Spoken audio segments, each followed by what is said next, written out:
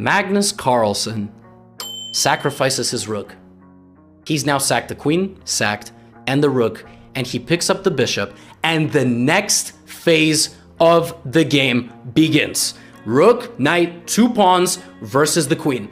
So at this point, what you're seeing is 2 players with about 3 minutes on their clock, shuffling back and forth to gain that time to make a committal decision. That is what you're seeing. This part, we don't necessarily have to analyze too deeply. All you have to understand is the only way white can make progress here is by pushing the pawns. That's it.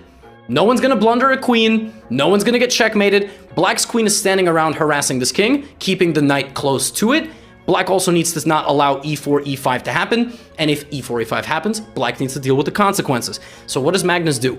Magnus tries to find a way to coordinate and protect his king at the same time, right? Also, you cannot repeat the position 3 times. Not even back and forth. There's a rule in chess. If the same position occurs on move 85, 90, and 95 because of pointless shuffling, that's a draw. Did you know that? Now you do.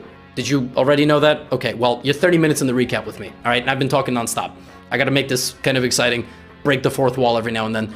Rook c2, right? So a few times around here, the players almost repeated. It happened a few times. Knight e6. Now Magnus is going for a new approach, but he comes right back. By the way, we have crossed 100 moves. We are already in the 100 move territory, but I told you this part of the game is trying to break through with e4. You might be waiting. Notice what happened. Rook d4, knight e2. This is the only successful configuration that you are going to get. Magnus Carlsen has found it. So did Robert Hess, by the way. Knight e2, rook d4. Why was this not possible with the knight on f3? Because whenever the queen pulled up behind the king, g3 did not have a guard. The knight on e2 protects the rook and allows e4, e5 to happen.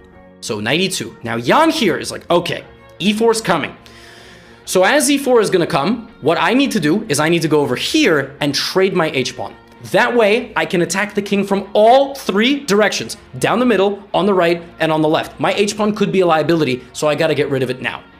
But Magnus found his configuration, right? The 50 move rule resets. 50 move rule, no captures or pawn advances in 50 moves. The game is a draw. So the queen rotates over to h1. Rook d7, king g8, and it takes a little bit of time, but we have the trade. And at this point,